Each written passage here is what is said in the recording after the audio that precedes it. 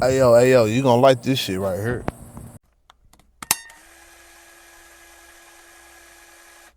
Well, these are the films that George and I shot Monday morning. This is 12th Street around 6 a.m. And these are some of the pictures you made too, Art. These were pictures made of the hurried appraisal of the damage to the area that the governor and the mayor made early Monday morning. I believe it was after this hurried appraisal that they called for federal troops. Bob Lau was there at police headquarters at the time, and I think he had some closer observations about the federal troops. Yes, they were through the night debating what they needed to stop this thing. It was obvious right from the start that whatever they were bringing in, a number of policemen, didn't seem to work.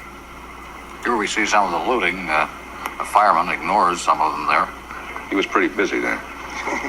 Were policemen ignoring looters at this time, too? They weren't ignoring. The end of the 60s put black people and black America on a roller coaster of emotions. After losing Martin Luther King and Malcolm X and many other top leaders of that day, black people needed a sense of direction. Black people wanted to feel good about themselves. Black people wanted true liberation and freedom. And all of them were looking for it in many different ways. The sitting president, Lyndon B. Johnson, appointed Otto Kerner to be chairman over a special committee that would tackle the needs of black people at the time and figure out a way to stop the rioting from continuously destroying American cities and property. This is our basic conclusion. Our nation is moving toward two societies, one black, one white, separate and unequal. Reaction to last summer's disorders has quickened the movement and deepened the division. Discrimination and segregation have long permeated much of American life. They now threaten the future of every American. To pursue our present course will involve the continuing polarization of the American community and ultimately the destruction of basic democratic values. The alternative will require a commitment to national action, compassionate, massive, and sustained, backed by the resources of the most powerful and richest nation on the earth. From every American, it will require new attitudes, new understanding, and above all, new will. The Kerner Commission spoke of many different things like spending more in black communities to fix some of the disparities in the wealth gap. But the keynote that I think a lot of people took from it was the images of black people in media and films. Black people, often seeing themselves as brutes and uncontrollable in their sexual urges, wanted to be able to control those images and see themselves in a different light. Though there is many debate on what was the beginning of Blaxplotation, the consensus is Sweet Sweetback's badass song.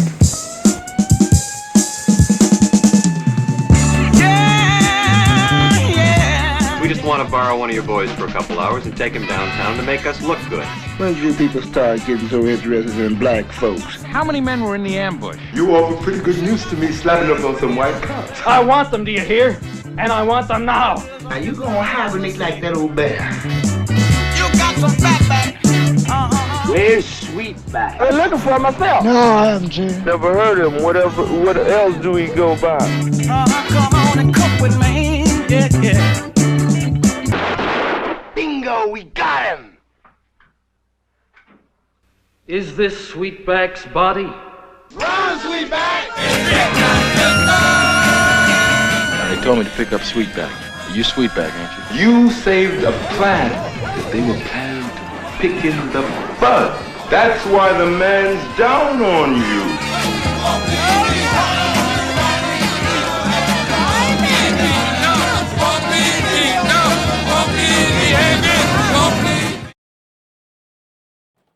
The underlying message of Sweet Sweetback is the community being able to help its own escape the clutches of the man. Though many found it very, very, very distasteful and disheartening, and really didn't think that it portrayed black people in the right image or in the right light. And in a way, you could say that, but in a way, it depicted our true reality, not only in that time, but even now, in my time, of pimps, prostitutes, hustlers, being able to rise above, you know what I'm saying, the means that which bring them down and fight back against oppression. When you look past the blatant acts of sex and violence, and even the beginning scene where a 13-year-old Mario Van Peebles, Melvin Van Peebles' son, had sex with a adult woman, you'll see that it was a community of people who banded together to save their anti-hero, who became a hero because of his conscious decision. In the black community. So I feel as though, if you're going to go around and say that a movie is starring the black community, then the community has a right to, to comment about this and tell you, that you're not going to use us. Like you're going to make your own thing, that's fine, but do it that way, but don't try to bring us all, don't drag us all into it. And you can't have, you got to have it one way or the other. This is my movie. Fine, I make it the way I want. Then okay, then it's starring me and my friends, but don't say it's starring the black community. I think it's the best black film I've ever seen. I think it's the best black film ever produced in the United States. But we feel that the only purpose for Sweetback is, I think as I indicated earlier, to titillate, to amuse, and to stimulate in a rather perverse and vulgar way. To stimulate, those carnal senses, particular to skin flicks, particular to stag films, particular to girly magazines. In short, we think Van Peebles is a hustler. I'd be very surprised if everybody agreed on anything. However, I think it's a very racist point of view for a person to say, well, I'm black and I don't agree with the film, therefore the film is in disagreement with black people. I think we're then falling into the same bag of the man, that is, all black people think alike. I think all black people do think alike by their oppression, only one way, that they do want the oppressor eliminated. After the acts of sex are finished, we do see Sweetback, the last time he resorts, the next to the last time he resorts, he uses the only tool that he has at his hand at that time that he knows how to do, as a tool for his own liberation. Despite the abundance of criticism, Sweetback ended up doing pretty well, especially after the support of the Black Panthers. The movie ended up grossing over $15 million with a budget of $150,000, $50,000 of which came from Bill Cosby. The $15 million didn't come easy. On its debut in 1970, Sweetback's Badass Song only played in 2 theaters all across the country. July 2nd, 71, Shaft hit the theater. And this is the movie that a lot of people were really behind, and it was very critically acclaimed. You know what I'm saying? A lot of people had a lot of good things to say about the movie. It starred Richard Roundtree, a model at the time. It was directed by Gordon Parks.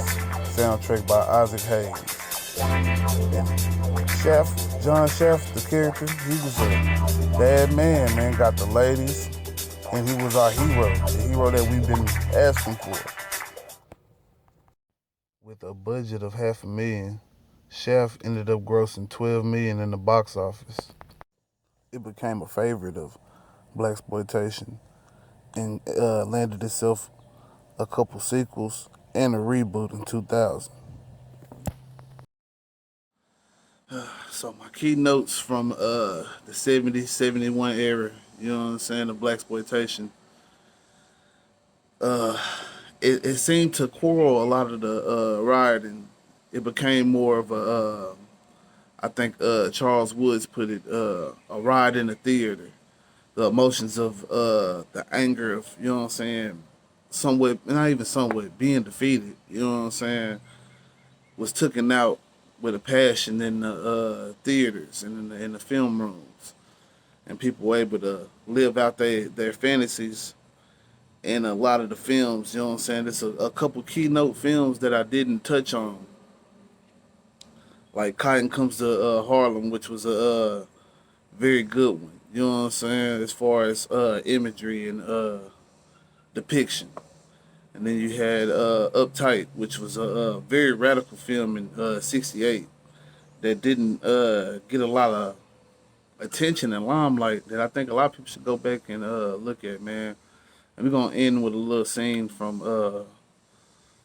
the movie Uptight, because I really think that it depicts a lot of attitude of what was going on at that time that I don't think got depicted in the Blaxplotation era enough.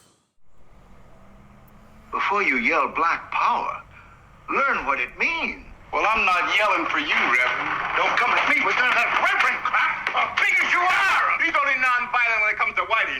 Don't you accuse me of selling out to anybody, ever, or as God is my judge. I am accusing you. Cut it! Cut it. After the revolution, you dudes can kill each other all you want.